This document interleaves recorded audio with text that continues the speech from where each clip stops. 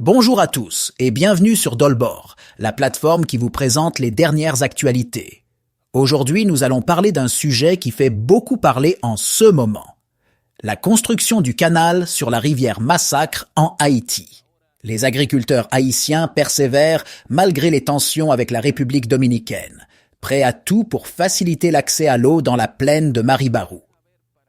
La principale motivation derrière la reprise de la construction du canal est de faciliter l'accès à l'eau pour les agriculteurs de la plaine de Maribarou, qui est la deuxième plus grande plaine d'Haïti en termes de production de riz.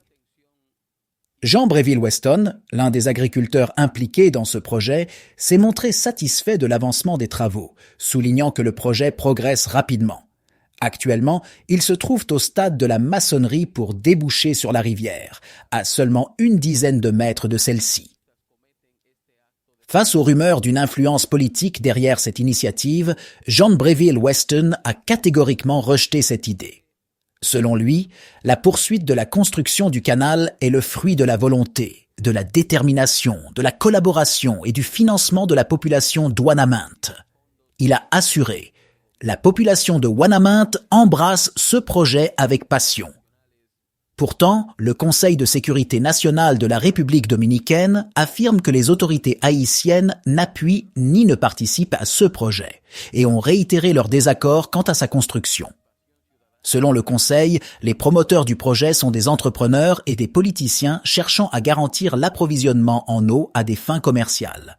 Cependant, Jean Bréville-Weston a révélé que les agriculteurs avaient rencontré à plusieurs reprises le directeur départemental de l'agriculture pour discuter de la problématique de l'eau dans la plaine de Maribarou et envisager la reprise de la construction du canal.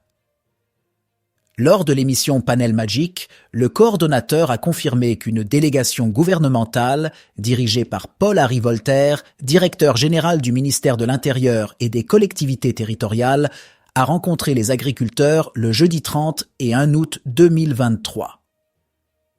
De cette rencontre était de prendre connaissance de la situation.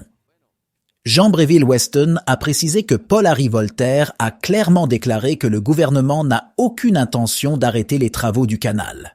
Par la suite, une commission a été mise en place pour assurer la gestion du canal, avec pour première tâche de récupérer les doléances de la population.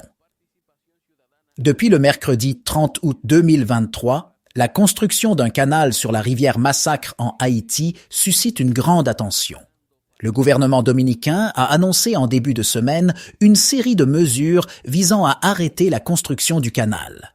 La déclaration du Conseil de sécurité nationale indique « suspendre définitivement l'entrée de toutes les personnes impliquées dans le conflit et cesser de délivrer des visas aux citoyens haïtiens jusqu'à nouvel ordre ».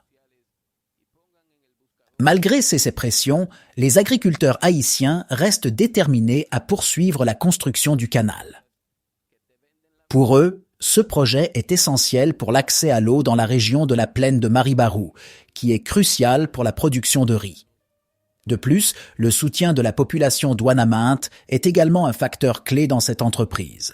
Les agriculteurs ont rencontré à plusieurs reprises des représentants du gouvernement afin de discuter de la situation et de trouver des solutions. Une délégation gouvernementale dirigée par Paul-Henri Voltaire, directeur général du ministère de l'Intérieur et des collectivités territoriales, s'est entretenue avec les agriculteurs pour comprendre leurs préoccupations et leurs motivations. Le gouvernement a clairement indiqué qu'il ne souhaite pas arrêter les travaux du canal, mais plutôt travailler en collaboration avec les agriculteurs pour trouver des solutions. Ce projet de construction du canal sur la rivière Massacre incarne la détermination et la persévérance des agriculteurs haïtiens à améliorer leurs conditions de vie en assurant un accès plus facile à l'eau.